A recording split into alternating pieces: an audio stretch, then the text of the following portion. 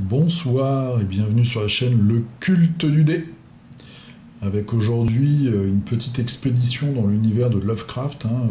J'y vais souvent sur cette chaîne évidemment, puisque c'est un de mes auteurs préférés, et qu'il n'y a pas de jeu de figurines sur l'univers de Frank Herbert de Dune, ou de Blade Runner. En tout cas aujourd'hui un peu de Lovecraft, avec le troisième pack de cartes, donc, qui est ici du sang sur l'autel, qui arrive pour le jeu Horreur à Arkham, le jeu de cartes, donc dans le cycle de l'héritage de Dunwich, qui fait succession à cette petite boîte et puis à deux packs précédents, donc le musée Miskatonic et l'Express de je ne sais plus d'où, du comté d'Essex, l'Express du comté d'Essex. Je n'ai pas fait la mise en place aujourd'hui, donc je vais vous montrer les cartes pour les différentes classes de personnages, et puis je vais vous montrer quand même les cartes de la mise en place. Je dois avouer que je suis un petit peu déçu par ce pack, au niveau des lieux, des graphismes de lieux. Je vais vous montrer ça tout de suite.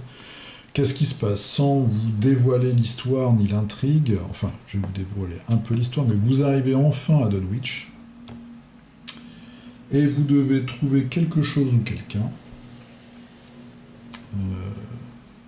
Et, alors, si vous avez lu le livre, ou si vous avez suivi un peu l'histoire, en tout cas, vous arrivez dans cette ville, qui est une ville d'Amérique profonde. Donc on voit ici les différents lieux. Vous voyez, ça va être une ville comme ça, complètement à l'abandon. Bon, là, c'est des ruines brûlées, mais... donc là, on a un magasin, une église, une maison et une école. Donc, vous voyez, c'est quand même quelque chose de... qui ressemble beaucoup au film Délivrance. C'est l'Amérique profonde, de la consanguinité, des tarés. Enfin, ça va bien avec le livre, ça suit bien l'ambiance du livre. En tout cas, et là, vous allez devoir trouver quelqu'un, quelque chose. Je ne vous en dis pas plus. En tout cas, quand vous arrivez là, eh bien, il y a déjà des personnes qui disparaissent. Donc du coup, la population n'est pas forcément très heureuse de vous voir arriver et vous regarde avec beaucoup de suspicion. Comme d'habitude, je ne vais pas vous montrer donc, tout ce qui est cartes menaces, ni les cartes du scénario en tant que tel. Donc vous voyez, on a un paquet comme ça. Je vais juste vous montrer les cartes qu'on peut ajouter dans les decks. Alors ils ont pris l'habitude, ça y est, vous en avez 4 pour chaque classe et 2 différentes. Donc à chaque fois, il y a 2 différentes en 2 exemplaires. Première chose, dans les cartes neutres, on a un upgrade, une amélioration de la planque. Donc la planque, c'est cette fabuleuse carte qui nous donne 3 ressources.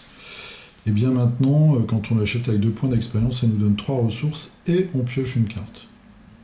C'est exactement la même illustration. Petite amélioration qui se paye 2. On va passer au gardien. Alors même pour les cartes, je suis un petit peu déçu. Vous allez voir pourquoi. Donc gardien, qu'est-ce qu'on a? Une tactique, se préparer au pire. Donc ça coûte 1. On peut le mettre dans le deck de base. On a une petite guérite au fond du jardin avec tout plein de jouets. Cherchez un soutien arme parmi les 9 cartes du dessus du deck et ajoutez-le à votre main. Mélangez votre deck. Bon, ok. C'est au cas où on n'est pas d'armes dans sa main de départ ni son mulligan, je pense. Ça peut surtout servir à ça. Et on commence une série. C'est-à-dire que dans ce pack, vous allez voir, pour chaque classe pratiquement, on a une carte de ce type avec de petites variations. Donc c'est un talent permanent. On l'achète avec de l'expérience. Talent permanent, c'est-à-dire qu'il ne rentre pas dans le compte de notre deck, qu'on va le poser à part. Et c'est donc un talent que possède notre personnage. Donc on avait vu adaptable la première fois. Après on a charisme. Donc c'est ce nouveau type de carte qui rend en fait les investigateurs plus forts ou qui leur donne une compétence, mais qui ne rentre pas pour autant dans le maximum de cartes qu'on a dans notre deck. Donc c'est vraiment pour donner des boosts de la puissance pour faire monter les persos en puissance. Donc, vue perçante avec un jeune homme qui va faire une mauvaise rencontre. C'est un talent donc permanent. On dépense 2 ressources pour gagner 1, soit pour enquêter, soit pour se battre. Voilà, ça on l'a en 2 fois. Pourquoi je suis un petit peu déçu? Parce que Alors déjà, je trouve que les illustrations sont pas terribles dans ce pack. Et puis après, je trouve que ça manque un peu d'exotisme. Donc, sauf peut-être cette carte-ci. Croquis absurde pour les érudits, les chercheurs. Donc ça, à jouer uniquement s'il y a un indice dans votre lieu, on pioche 3 cartes. Ok, ça coûte 2. Mais bon, pour le coup, j'aime bien l'illustration. On l'a 2 fois, on peut le mettre dans le deck de base. Et là encore, donc études supérieures. Même style, sauf qu'ici, talent permanent, tant que vous avez au moins 5 cartes en main, donc vous voyez, il y a des petites variations à chaque fois. Études supérieures gagne donc ce pouvoir, on dépense une ressource, et là on a un +2, soit en volonté, soit en savoir. Tout à l'heure c'était un +1 contre 2 ressources, là c'est une ressource pour avoir un +2, mais il y a cette fameuse condition d'avoir au moins 5 cartes en main. Voilà, je vous remontre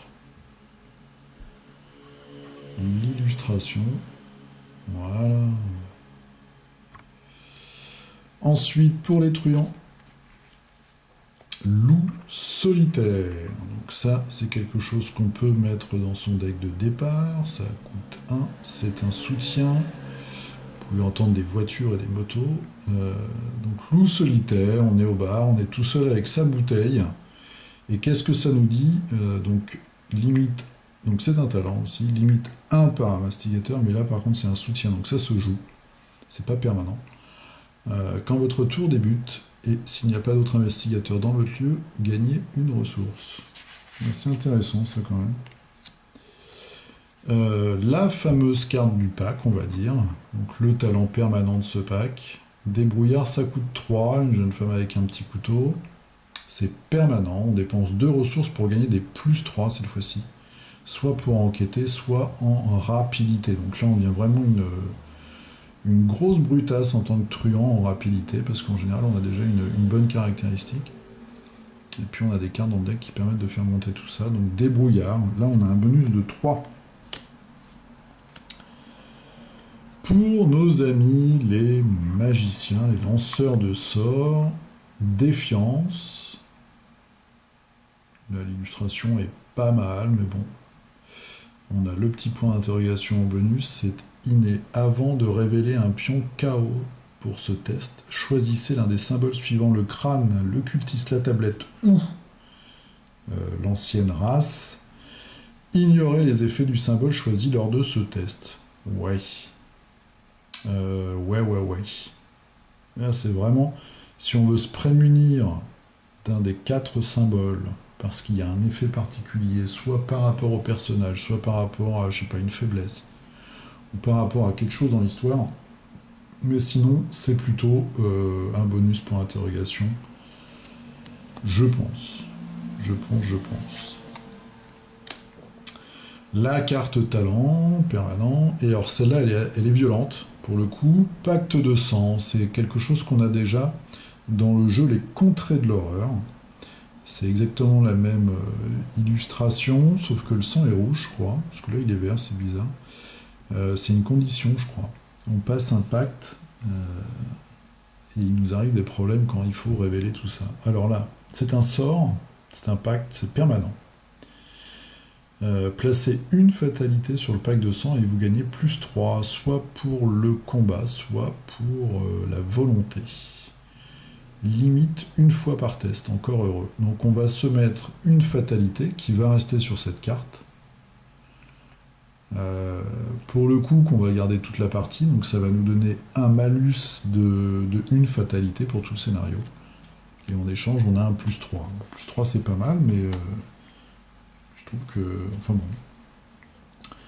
Ça coûte 3 points d'expérience en plus pour acheter cette carte. Alors, les survivants. Les survivants, ils ont une bonne illustration, enfin assez marrante. euh, se montrer à la hauteur. Donc on voit, on a un gros bonus là, hein, 3 points d'interrogation, c'est super. Un bon coup de fusil de chasse. Je sais pas ce que c'est que cette créature. Euh, Peut-être un migo, mais je suis pas sûr. À attribuer uniquement lors d'un test de compétences que vous effectuez et uniquement si la difficulté de ce test est supérieure d'au moins 2 à votre valeur de compétence de base. Ok, donc c'est vraiment pour les tests qui s'annoncent très difficiles, eh bien on les rend plus simples en passant visiblement de moins 2, on va dire, on peut avoir du moins 3, hein, à 0, à plus 1, etc. Et le talent, donc des survivants, le talent permanent, c'est bagarreur. J'aime pas trop l'illustration, ça fait un peu années 30, mais je sais pas, je trouve que c'est un peu bâclé, je trouve, ces illustrations. Cette fois-ci, dépenser une ressource et gagner un en combat ou un en rapidité. Ça coûte 3. Est-ce que c'est pas exactement pareil que... Non, il faut dépenser 2. On a une condition sur les études supérieures. Là, c'est 2. Ouais. Non, donc celle-là, pour le coup, elle est pas mal. Ah non, mais on gagne que plus 1. Ouais. C'est pas si bien que ça, en fait. Voilà, c'était les cartes donc de ce pack pour les personnages. Bon, une petite customisation de perso, on va dire. Alors, une dernière chose. Donc, moi, je suis un peu déçu. Je trouve ça un peu... Vous voyez, vous devez entendre mon peu d'entrain à vous présenter ce pack. Rien ne m'a vraiment... ça m'a pas chamboulé, ça m'a pas intéressé. Autant la dernière fois, le train, je trouvais ça sympa. Autant là, bon, voilà... Bon, je vous dis pas comment ça fonctionne. En fait, il faut chercher... voilà, on cherche quelque chose, hein, comme d'habitude, un peu, mais... en plus, moi, j'ai lu le bouquin, donc je sais à peu près ce qui nous attend. Même si je pense, au vu des couvertures des packs suivants qui vont changer l'histoire, ils vont aller plus loin en fait que l'histoire.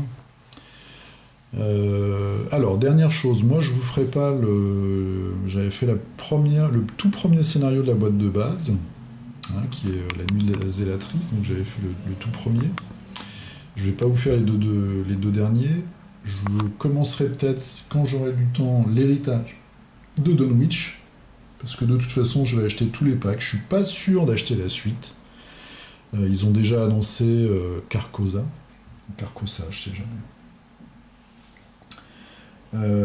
Je suis pas sûr, je vais voir. Je vais déjà jouer à ce cycle et après je verrai si je continue ou pas l'aventure. Parce que comme je t'avais dit la dernière fois, il faut compter à peu près un peu plus de 100 € par aventure, et donc ça revient cher. Et là, le dernier paquet m'a un peu refroidi. Ce que je voulais vous dire, par contre, c'est que mon ami Maurice de la chaîne G2D, donc G-E-T, je pense, je suis pas sûr qu'il y ait un S, G2D, donc des G2D en fait, voilà, vous regardez dans mes chaînes, a fait la dernière fois un hangout du deuxième scénario de la boîte de base, et que c'était très sympa. Donc je pense qu'il va en refaire d'autres. C'est-à-dire que lui, il joue, il fait le scénario, et nous, sur le forum, enfin pas sur le forum, sur le chat, en fait, du hangout de YouTube, on peut donner notre avis. Bon, la dernière fois, on n'était que 2 ou 3 à donner notre avis, donc on avait souvent raison avec nous-mêmes. Donc voilà, il a fait la deuxième aventure de la boîte de base, où on doit chercher des cultistes, les démasquer, et les vaincre ou les convaincre de nous rejoindre. Donc c'était assez marrant, et puis comme le jeu, alors il a eu pas mal de pots d'ailleurs, il joue dans le même niveau, le niveau normal que moi, il a eu pas mal de chance au début, c'était sympa. Et c'est vraiment sympa, ce jeu, moi je le trouve vraiment génial. En plus lui, il découvrait le scénario, donc c'était cool. Voilà, bah écoutez, je vous dis à la prochaine. Normalement, cette semaine, je devrais recevoir la fin de mon pledge pour Conan. Alors moi, j'ai pas, entre guillemets, pris grand-chose. En plus de la boîte de base et des petites boîtes que je vous avais montrées la dernière fois, j'ai pris comme extension l'extension qui se déroule dans Kitai, c'est-à-dire un peu l'Asie de Conan. C'est la seule extension que j'ai pris. Donc si j'ai le temps d'aller chercher un soir à la poste, je vous ferai une petite vidéo et puis la prochaine fois on fera le reste chez Mister Bertrand puisque lui il a comme d'habitude tout pris. Voilà, je vous dis à très bientôt. J'espère que le prochain pack dont j'ai oublié le nom, je crois pas que ce soit perdu dans le temps et l'espace encore, mais en tout cas le prochain pack j'espère qu'il sera un peu plus sympa. En plus, bon, sans rien vous dévoiler, il n'y a pas beaucoup de monstres, quoi. Donc moi, j'aime bien les monstres, en fait. Euh, donc j'espère que le prochain sera un peu plus excitant. Sur ce, je vous souhaite une très bonne semaine. Et je vous dis à très bientôt. Portez-vous bien, jouez bien, salut.